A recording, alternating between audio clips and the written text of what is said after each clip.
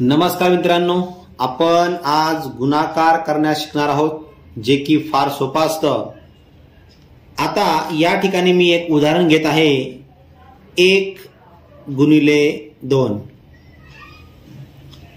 म्हणजे दोनाचा पाडा 1 पर्यंत बोलायचा आहे। बे एके बे, बे एके बे। अशा प्रकारे आपण 1 गुणिले 2 म्हणजे 2 हे उत्तर येते। दुसरं उदाहरण पाहूया। 2 गुणिले 2 मग काय करायचं, 2चा पाडा आपल्याला 2 पर्यंत बोलायचा आहे। म्हणजे बे एके बे, बे दुने 4, 2 पर्यंत पाडा बोललो म्हणजे उत्तर किती आलं तर 4। 2चा पाडा आपण 2 पर्यंत बोललो म्हणजे उत्तर किती आलं 4। दुसरं उदाहरण घेऊया। 32 गुणिले 2, 32 गुणिले 2। आता पहा, या ठिकाणी 2 अंकीला एका अंकीने गुणायचं आहे।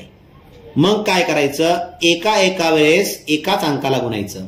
अगोदर ह्या 2ने ह्या 2ला गुणून घ्यायचं म्हणजे 2चा पाडा 2 पर्यंत बोलायचा। मग बे एके बे, बे दुने 4, इथे 4 लिहायचे। आता या 2ने या 2ला गुणलंय, आता या 2ने या 3ला गुणायचं आहे म्हणजे 2चा पाडा ह्या 3 पर्यंत बोलायचा आहे। म्हणजे बे एके बे, बे दुने 4, बे त्रिक 6 म्हणजे 3 नंबरला 6 आहेत म्हणजे बे त्रिक 6 म्हणजे आपलं उत्तर आलेलं आहे 64। 32 गुणिले 2 म्हणजे आपलं उत्तर आलंय 64। 324 गुणिले 2 हे पुढचं उदाहरण आहे। आता काय करायचं, वरती 3 अंकीला एका अंकीने गुणायचं आहे। मग काय करायचं, लक्षात ठेवा, एका वेळेस एकाच अंकाला गुणायचं। या 2ने या 4ला गुणायचं आहे म्हणजे 2चा पाडा 4 पर्यंत बोलायचा। बे एके बे, बे दुने 4, बे त्रिक 6, बे चोक 8, 4 नंबरला 8 आहेत म्हणजे इथे 8 लिहायचे।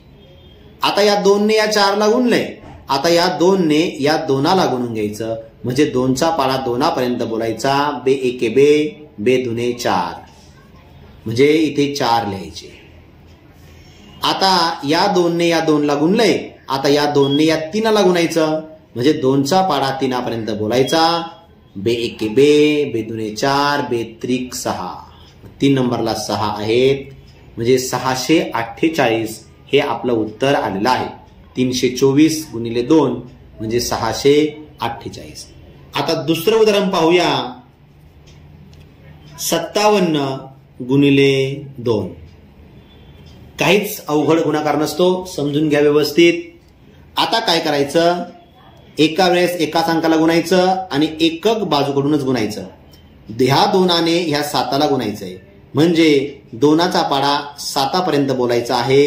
म्हणजे बे साती 14, बे साती 14, बे एके बे, बे दुने 4, बे त्रिक 6, बे चौक 8, बे पंचे 10, बे सक 12, बे साते 14।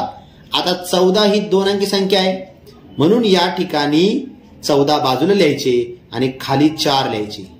हे 4 इथे खाली लिहून घेतले आणि हा 1 बरोबर पुढच्या घरात हातचा द्यायचा म्हणजे दशकाच्या घरात तो गेला। आता ह्या 2ने 7ला गुणून झालंय, आता या 2ने ह्या 5ला गुणायचं आहे म्हणजे 2चा पाडा 5 पर्यंत बोलायचा आहे। मग बे 5 10 होतात, 10 बे 5 10 होतात।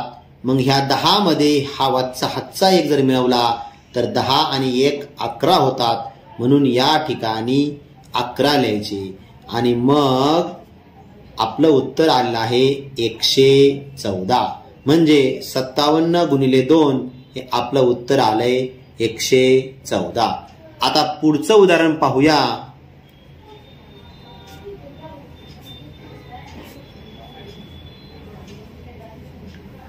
लक्षात ठेवा, एका वेळेस एकाच अंकाला गुणायचं। बे 0 0 म्हणजे कोणत्याही अंकाला 0ने गुणलं तर उत्तर 0 येतं।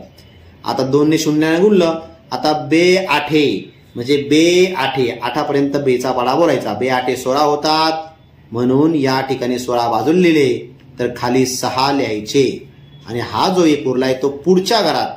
आता इथून पुढच्या घरात शतकाच्या घरात हातचा द्यायचा. आता याने 0ला गुणलंय, 8ला गुणलंय, आता या 8ला गुणायचं आहे, म्हणजे बे 8 16. 2चा पाडा 8पर्यंत बोललं म्हणजे 16 उत्तर येते. 16 आणि हा हातचा 1 मिळवला तर 17 होतात. मग हे झालं आपलं उत्तर 1760. अशा प्रकारे आपण गुणाकार करू शकतो. पुढच्या व्हिडिओमध्ये आपण 2 अंकीला 2 अंकीने कसे गुणायचे ते शिकूया.